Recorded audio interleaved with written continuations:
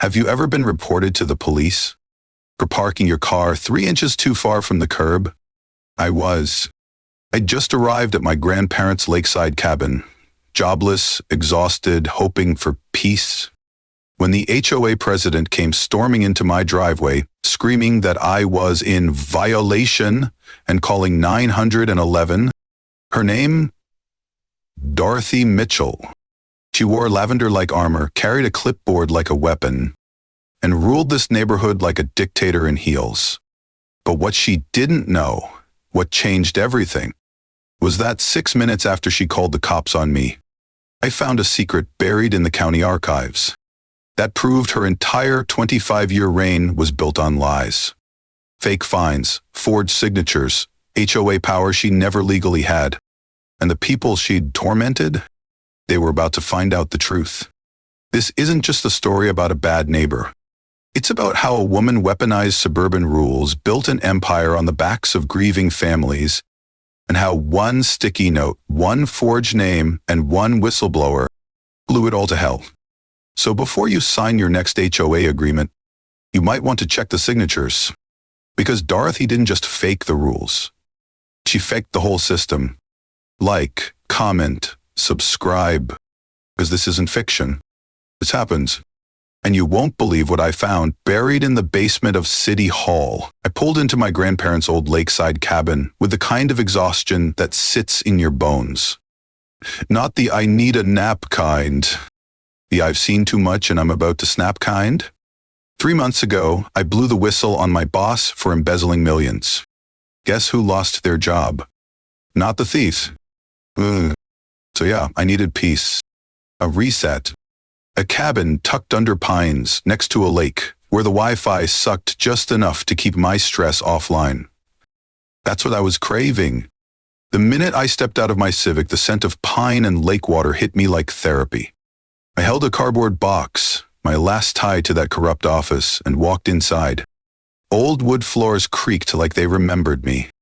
I put my grandparents' photo on the mantle, took a deep breath, and told myself, this is peace.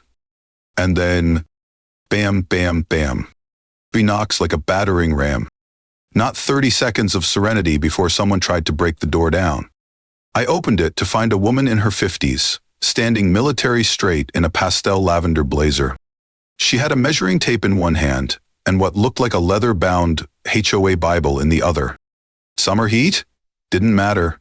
She was pressed, polished, and powerful. I'm Dorothy Mitchell, HOA president, she snapped, and you're already in violation. Ma'am, I haven't even unpacked my toothbrush. Before I could respond, she marched to my car and extended the tape measure like she was prepping for a forensics report. 3.2 feet, she muttered. Regulations 3, that's a $50 fine. Then she eyeballed my dusty car like it was a crime scene. Work clothes are inappropriate for lakeside standards. Your vehicle is an eyesore. Your grass is too long. She bent down and measured the individual blades of grass.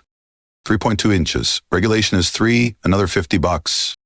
I stared, stunned, as she thrust a 200-page rulebook into my hands like it was a summons from the Supreme Court. You don't fit in here, she said with a smile that could curdle milk. But don't worry, I'll help you adapt. The way she said adapt felt less like welcome and more like a warning. Behind her, a guy named Richard Kurtler, carrying henchmen, was already filming me like I was the prime suspect in a Netflix docuseries. A young woman passed by on the sidewalk, glanced at me, and offered a look of sympathy so pure it hurt. Dorothy saw that too.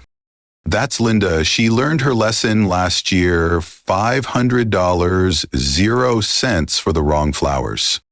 I hadn't even unpacked my socks, and I was already being fined for lawn height and judged by shrub shape. I looked back at my grandparents' photo. They came here for peace. So did I. Instead, I got Lavender Stalin and her clipboard army. This wasn't a neighborhood. It was a gated kingdom. And Dorothy? She didn't run it. She rolled it. Did you ever meet someone so obsessed with rules that you start wondering if they sleep next to a laminated copy of the neighborhood bylaws? Dorothy Mitchell didn't just enforce the HOA rules. She breathed them. She drank them with her morning tea, probably stirred with a yardstick. She wore her title, resident of the Lakeside HOA, like it was a military rank, and she was the last line of defense against suburban chaos. But here's the thing. Dorothy didn't wake up one day and decide to become a clipboard tyrant. Tyrants like her, they're built. And that building starts with one key ingredient, loss. It took me a while to piece it together, but the first clue was how she reacted when she mentioned her husband, Bob. The way her voice cracked, the way her smile glitched for just a second. Harold, my grandparents' old friend, filled in the blanks later. Bob was the original HOA president, charismatic, manipulative, disappeared in scandal after running off with the secretary and half the HOA's bank account. Dorothy didn't just lose her husband. She lost her image, her dignity, her illusion of control. So what did she do? She took it back. She picked up the clipboard Bob left behind and transformed her grief into governance. Except not the democratic kind. No elections, no transparency, no input, just decrees. She didn't lead a community, she commanded one. And while we all joked about Karens, Dorothy wasn't some overzealous neighbor who needed a hobby. She was the hobby, the architect of fear, the judge, jury, and fine collector. I'd only been here a few days, and already I'd seen her bark citations like traffic stops. A $500 0-cent fine for botanical vandalism, aka pulling a weed. A public shaming poster titled Violator of the Month, featuring yours truly. And a violation notice so detailed, I swear it included the molecular composition of my grass. And still, she strutted the block like a monarch in orthopedic sandals, clipboard tight to her chest like a holy relic. Because in Dorothy's world, the clipboard isn't just a tool, it's armor. It keeps people at a distance. It replaces connection with control. It lets her rewrite the pain of being left into the power of never being questioned. And the worst part? It works. People comply. They fear the clipboard. They pay the fines, trim their bushes, and whisper when she passes. Not because she's right, but because they're tired. And that's the psychology of a suburban dictator. She doesn't need to be elected. She just needs to be feared enough to go unchallenged. But here's where Dorothy miscalculated. She thought I was just another tired neighbor. She didn't know that I'd already taken down a corrupt corporate boss. That I'd stood up in courtrooms against people who played far dirtier than she ever could. So when she tried to rule me with that clipboard, she didn't realize she'd just handed it to the wrong guy. Every story started small. You're 2 inches over the grass height limit. She said it with the tone of someone announcing a federal indictment. I blinked. What? She pointed at my front yard like it was a war zone, pulled out a laminated HOA handbook, color-coded tabs and all. Then she unfolded a measuring tape like it was a ceremonial sword. Regulation states 3 inches, not 3.2. That's a $75 0-cent violation, Mr. Ruler Rebel. She laughed. She didn't. You think this is funny? She asked. Ask Mr. Kaplan. He got fined for planting daffodils outside the seasonal bloom window. They're spring flowers, Marcus. Spring. It would have been hilarious if it wasn't real. But here's the thing about Dorothy. She didn't see these rules as ridiculous. She saw them as necessary.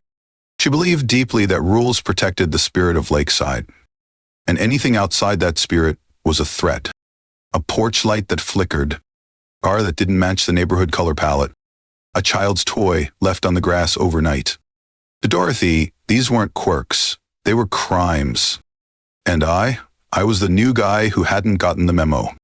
She came after me like I was the start of a suburban collapse. Watered at the wrong hour? $100, 0 cents. Trash bins visible for 18 minutes past pickup time? $125, 0 cents. The lawn too wild? $200, 0 cents, and a flyer on approved landscaping aesthetics.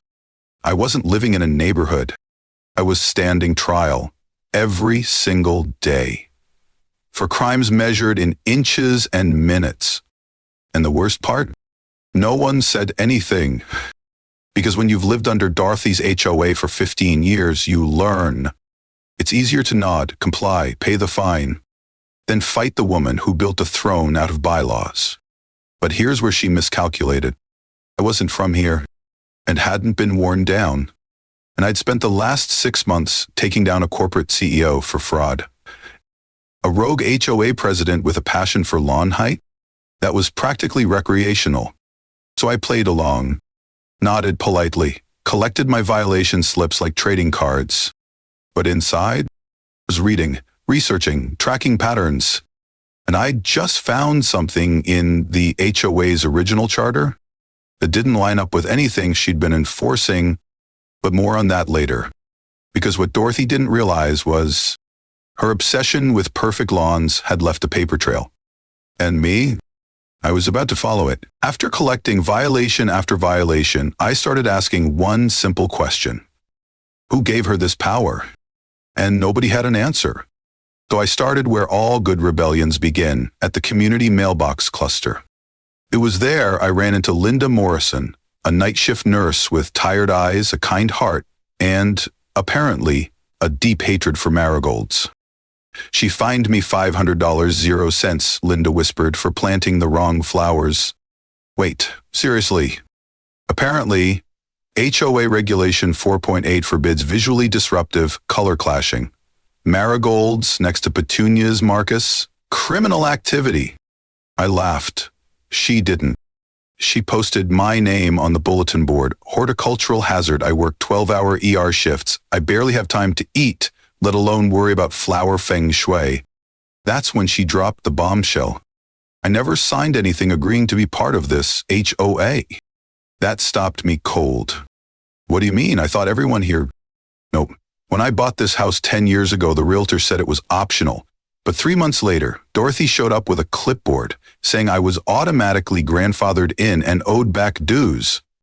And Linda wasn't the only one. The next day, while I was trimming my 3.2-inch grass, Harold Wilson, Vietnam vet, retired contractor, and unofficial neighborhood historian, shuffled over from across the street. Your grandparents were good people, he said, helped build this place from nothing. I wish they were here now, I replied. They'd probably throw that clipboard into the lake. Harold chuckled, then got serious. Did Dorothy ever tell you about Bob? Her husband? Kinda. She clammed up quick. Harold nodded slowly. Bob was the original HOA president back in 2000. Charming as hell, got people to sign up by promising stable property values and protection from outsiders. But some of us never signed.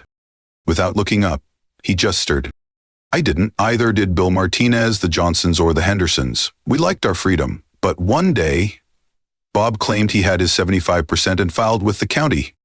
I felt something in my gut twist. You think he forged them? Harold didn't answer. And he just looked me dead in the eye and said, you want to take Dorothy down? Don't look at the fines. Look at the foundation. That's where the rot starts. That night, I couldn't sleep.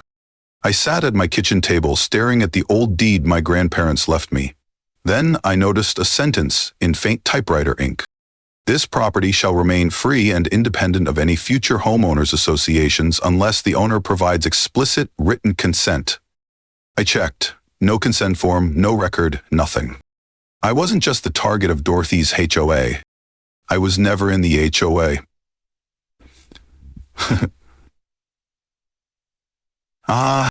And maybe. Neither were a bunch of my neighbors. The next morning, I called the county records office.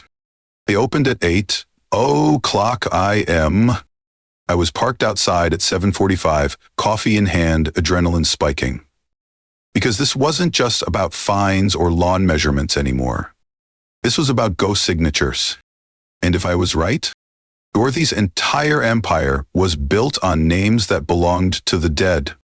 If you've ever felt trapped in a system you never agreed to, smash that like button, drop your HOA horror story in the comments, and hit subscribe. 'Cause what's coming next? The moment we confirmed Dorothy had never been legally elected, something shifted. It's wild, honestly, how someone can hold a community hostage with a clipboard and a loud voice. Dorothy didn't just act like the queen of Lakeside. We let her believe she was. No ballots, no votes, No witnesses. Just a declaration, I'm in charge now. And for 15 years, everyone just accepted it. Why? Maybe it was grief. Maybe it was fear. Maybe it was apathy wrapped in pastel cardigans and HOA bylaws. But now we had proof. A trove of it. It came from everywhere. Richard Preston's guilty conscience, Harold Wilson's memory, Linda's perfectly organized spreadsheet of pain. Even the county clerk, Stan, got involved, like he was starring in his own legal drama. We pulled everything.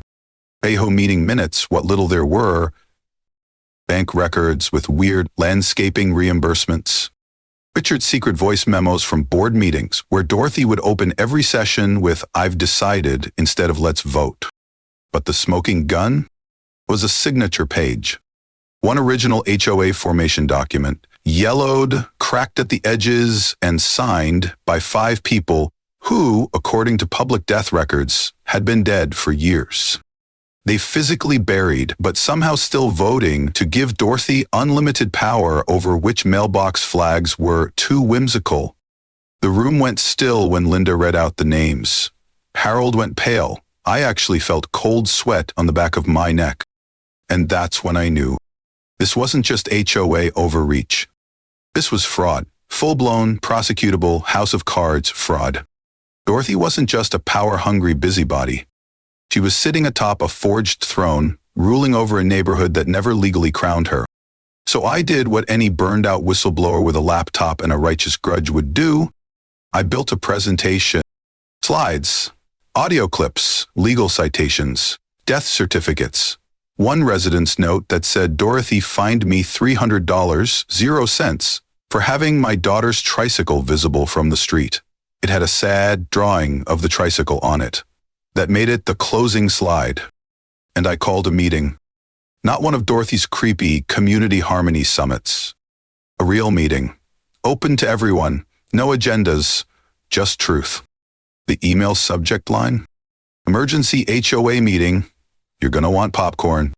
And people showed up. Oh man, did they show up. 158 households in one room, standing room only, homemade signs, neighbors who hadn't spoken in years, sitting side by side, whispering, "Is this really happening?" Oh yeah, it was happening. And as I walked to the podium, documents in one hand, clicker in the other, I locked eyes with Dorothy, sitting alone in the front row like a dethroned monarch trying to manifest a loyal army.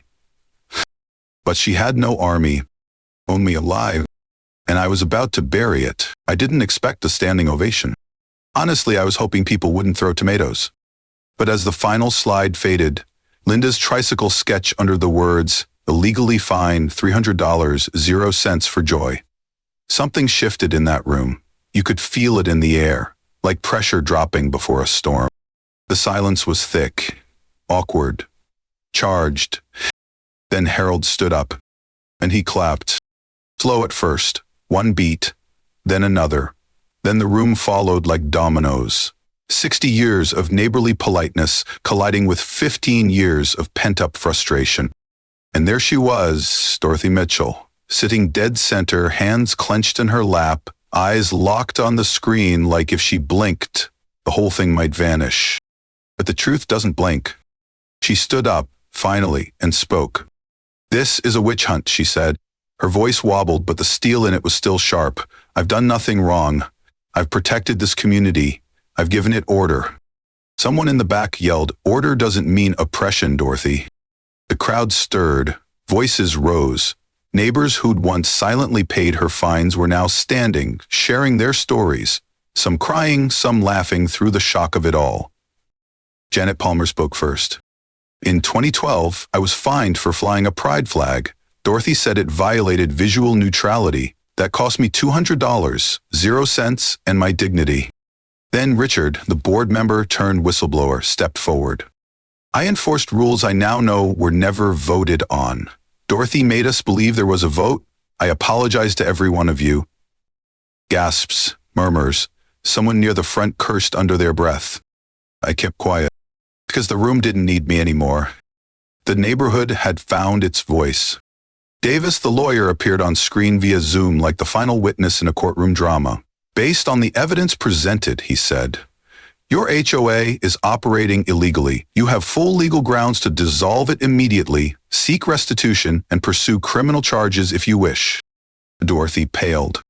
She reached into her leather folder with trembling hands, like maybe she had one last paper, one last rule that would save her. But there was nothing. Just an empty folder and the weight of years spent ruling from a false throne. Shall we vote? I asked as gently as I could. Hands went up, so many that we didn't bother counting. Just a show of unity, of rebellion, of freedom. The HOA was done. Dorothy sat back down like someone had pulled the gravity out from under her. She didn't argue, she didn't cry, she just stared. And maybe, for the first time in 15 years, she was finally listening. Outside, the air felt different, like someone had lifted the lid on a pressure cooker. Kids rode bikes without fear of fines. Someone hung wind chimes that clanged cheerfully in the breeze. Harold pulled out a folding chair and handed me a lemonade like we'd just won the Super Bowl. But I knew it wasn't over. Because freedom always comes with cleanup. And Dorothy's fall left a mess behind. Thousands in stolen fines, records that needed auditing, and the small matter of figuring out what to do next. The morning after the vote, Lakeside was quiet. Not Dorothy's watching from her blinds quiet. Actual quiet. The kind that feels like fresh snow or the first breath after a storm. No violation slips tucked under doormats. No unsolicited reminder. Notes about trash bins. Just birds, lawnmowers, and, for the first time in 15 years, freedom. You'd think people would be celebrating, popping champagne, launching confetti made of shredded HOA rule books. But the vibe? Weirdly awkward. People stood in their driveways like confused townsfolk after a dragon's been slain. The tyrant was gone, yes, but so was the system. And say what you want about Dorothy, she ran things. Harold came over with 2 coffees. She really did a number on us, he said, watching neighbors eye each other warily across perfectly trimmed hedges. It's like everyone forgot how to neighbor without being monitored. He was right. The HOA might have been a dictatorship, but it was a familiar dictatorship. People knew the rules, knew how to survive them. Without that structure, we were kids again, but the parents left town. By noon, the emails started. Subject: Emergency HOA replacement. Subject: Petition to reinstate structure, but nicer this time. Subject: If we don't organize soon, Dale's gnome army will rise. Yes, Dale, the same guy who once fined someone for using purple mulch. He was already handing out campaign flyers with his face photoshopped onto Mount Rushmore. Nancy from Lot 3 proposed a new HOA based on auditory freedom and decorative self-expression. Todd from Lot 6 nominated his cat again. Honestly, at this point, I wasn't even mad. And in the middle of all that chaos was me. The accidental rebel, the guy who blew it all up. And now everyone wanted to know. So Marcus, what next? I tried to laugh it off. I'm not a leader, I said. I'm just a burned-out software guy with a measuring tape allergy. But they kept coming. Linda texted, if you don't run, Dale will. Arlo said, you already earned the community's trust. Even Richard, yes, Richard left a sticky note on my porch. You made us brave again. Maybe that's what a leader really is. So yeah, I ran. Not for power, not to become King Marcus of Lakeside, but because someone needed to clean up the mess, build something better, something fair, transparent, built on truth instead of fear, built on community, not control. We held the first real vote this neighborhood had seen in 2 decades. No intimidation, no fake signatures, no purple blazers. It's just ballots. And guess what? I won, but not by a landslide. Because in a real community, people have choices, debate, voice. That's what made it real. That night, I stood in front of a packed community center with a brand new clipboard, no citations attached, and gave my first speech as president. Let's make Lakeside weird again, I said. Let's bring back the bounce houses, the pink flamingos, the wind chimes that drive Dale crazy. Let's build something together that doesn't need fear to function. The crowd laughed. cheered, clapped, like we'd just declared independence from HOA tyranny. But just as I started to feel the warm fuzzies of hope, I saw something tucked beneath the front door of my house. Plain white envelope, no stamp, no name. Just one phrase, typed in bold. You may have won the battle, Marcus, but the system isn't dead. Check the March 2010 AU amendment. No signature, just a symbol at the bottom. A clipboard with a snake curled around it. And just like that, the next mystery began. 3 weeks after the fall of Dorothy's clipboard kingdom, something beautiful and honestly a little chaotic started to bloom in Lakeside. Not fear, not fines, tomatoes. Right, unruly, defiant tomatoes. See, after I was officially elected HOA president by people who actually got to vote this time, we voted on what to do with Dorothy's old house. The Lavender Fortress. The porch, where citations were handed out like Halloween candy. And we agreed. We'd take the heart of her regime and grow something better. Today, that house is a community garden. Every square foot of that perfectly measured lawn now overflows with life. Tomatoes, basil, peppers. Even a rogue watermelon patch Linda insists wasn't her idea. The old front porch now hosts weekly potlucks and free tutoring for kids. And the HOA meetings? Gone. We hold community hangs instead. No gavel, no Robert's Rules of Order, just folding chairs, root beer floats, and ideas that don't start with violation. Even Dale showed up last week, brought gnome-shaped zucchini bread. I didn't ask questions. And remember Dorothy? She sold the house and vanished overnight. Rumor has it she moved to a 55-plus community in Arizona, ironically one with no HOA. A neighbor said she's been seen at craft fairs selling lavender-scented stress pillows. She must be good. Maybe she's finally finding peace. Because out here, we already did. But don't get me wrong. Rebuilding trust after 25 years of top-down control wasn't magic. It was messy. We argued over tomato varieties. Someone started a petition to regulate potluck casserole types. We shut it down. Fast. But we learned something. The real community doesn't need control, it needs connection. People don't thrive under surveillance, they thrive under sunlight. And the best defense against a tyrant is a neighbor with a shovel and a sense of humor. The final sign we'd truly changed? Harold showed up last Sunday with a boombox and challenged a group of teenagers to a dance battle, right there on the garden path. Lost horribly, but we all cheered like he just scored the winning touchdown at the HOA Super Bowl. And I still mow my lawn too high out of principle. Still leave my trash cans visible just to feel alive, but now, no one cares. Because we finally get it. It was never about the grass height. It was about freedom. So if you've ever felt trapped by petty rules, silenced by fake authority, or fined for living your life, just remember, sometimes all it takes is one neighbor asking, "Wait, why are we doing this?" And sometimes 6 minutes and a phone call is all it takes to set 158 homes free. So go plant something.